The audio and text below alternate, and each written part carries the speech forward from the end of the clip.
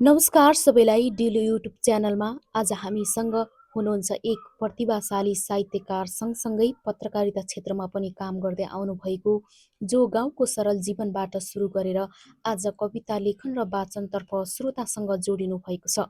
यो कथा केवल सफलता होइन, यो सङ्घर्ष र सृजनाको प्रेरणा हो। स्वागत छ सलिनजी हाम्रो डेली युट्युब च्यानलमा तपाईलाई। हजुर धन्यवाद, नमस्कार। हजुरको परिचय? जुम्लाको तिला गाउँपालिकामा पर्छ। म अहिले ब्याचलर दोस्रो वर्षमा चाहिँ अध्ययन गरिरहेको छु। तपाईको गाउँको जीवन कस्तो बित्यो? सबैभन्दा रमाइलो क्षण याद छ भने तपाईले सुनाउन सक्नुहुन्छ? मेरो गाउँको जीवन एकदमै रमणीय क्षणमा चाहिँ बित्यो। मेरो बाल्यकालको कुरा गर्ने हो भने ती बाल्यकालका क्षणहरू चाहिँ सबै मेरा लागि रमाइला क्षणहरू हुन्, उत्कृष्ट क्षणहरू हुन् चाहिँ म भन्छु। किनभने म त्यति बेला अध्ययन गर्थेँ विद्यालयमा जाँदै गर्दा र मेरो गाउँघरको परिवेश सबै यादगार क्षण, ती बिर्सन लायकका क्षण होइनन्, ती बिर्सन सम्झिन लायकका क्षणहरू हुन् भनेर भन्छु म। निकै रमणीय छन् तपाईको गाउँमा हुर्किँदै गर्दा। तपाईले शिक्षा पनि गाउँबाटै हासिल गर्नुभयो?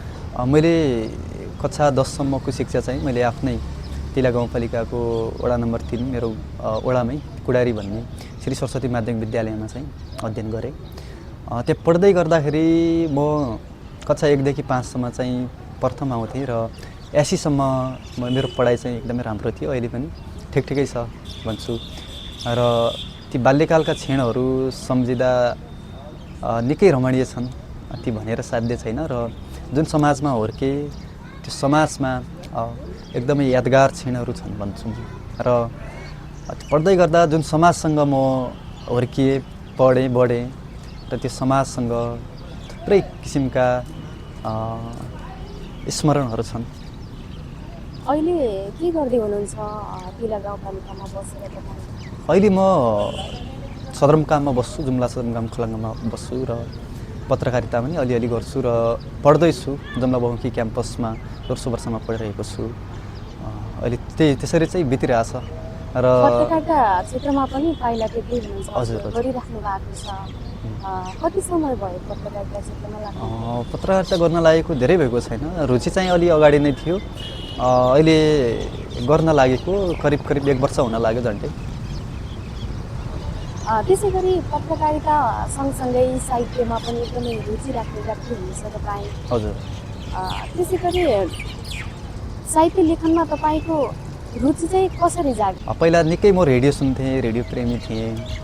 रेडियोका विभिन्न प्रोग्रामहरू म सुन्दै आउँथेँ र त्यहाँ साहित्यिक सिर्जनाहरूका कार्यक्रमहरू पनि चल्थे। विशेष गरी महावीर विश्वकर्मा अहिले उहाँ हुनुहुन्न यो संसारमा, उहाँको चर्चित कार्यक्रम थियो बहकिने मन। उहाँको बहकिने मनमा विशेष गरी मुक्तकहरू, देशभरिका थुप्रै मुक्तकारहरूले मुक्तक पठाउने गर्थे र त्यो मुक्तक सुन्दै गर्दा चाहिँ म प्रभावित भएँ। महावीर विश्वकर्माको वाचन शैलीबाट प्रभावित भएँ र त्यसरी मैले पनि लेख्नुपर्छ भनेर चाहिँ मैले लेख्न सुरुवात गरेँ।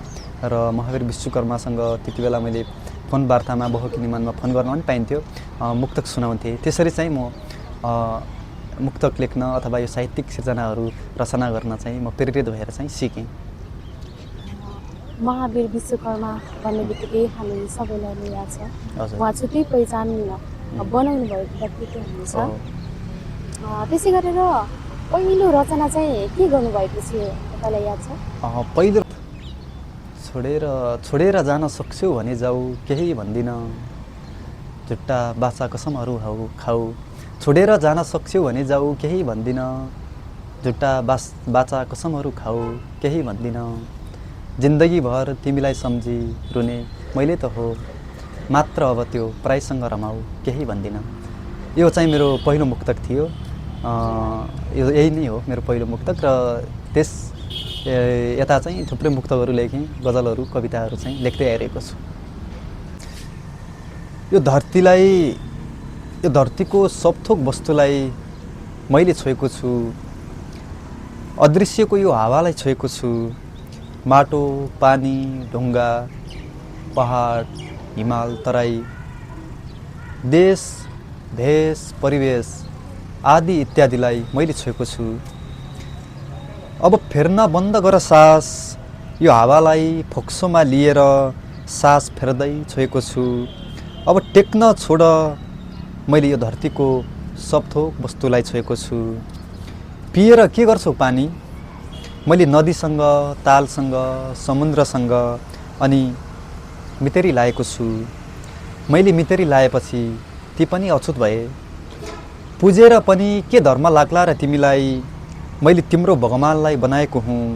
मैले छोएको माटो जाबो 2 फिट खनेर फाल्दैमा कहाँ शुद्ध।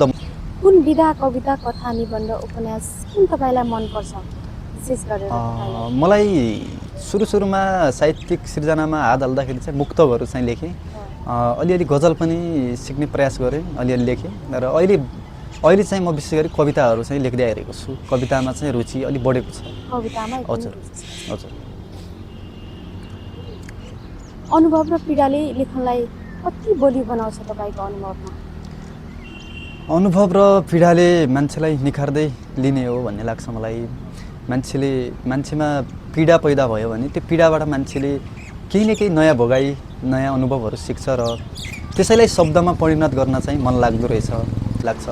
हजुर त आफै पनि वाचन गर्ने मान्छे हुनुहुन्छ। हजुर। एकदमै मिठो भोइसको पनि हुनुहुन्छ तपाईँ। त्यसै गरी आफैले लेखेको रचनालाई आफैले वाचन गर्दा कस्तो चाहिँ महसुस हुन्छ हजुरलाई? आफैले लेखेको आफ्ना रचनाहरू र केही भोगाइहरू सुनाउने मौका दिनुभएकोमा डेली युट्युब च्यानललाई विशेष धन्यवाद दिन चाहन्छु र डेली युट्युब च्यानललाई चाहिँ सब्सक्राइब गरेर सहयोग गरिदिनु भन म हार्दिक गर्न चाहन्छु। धन्यवाद।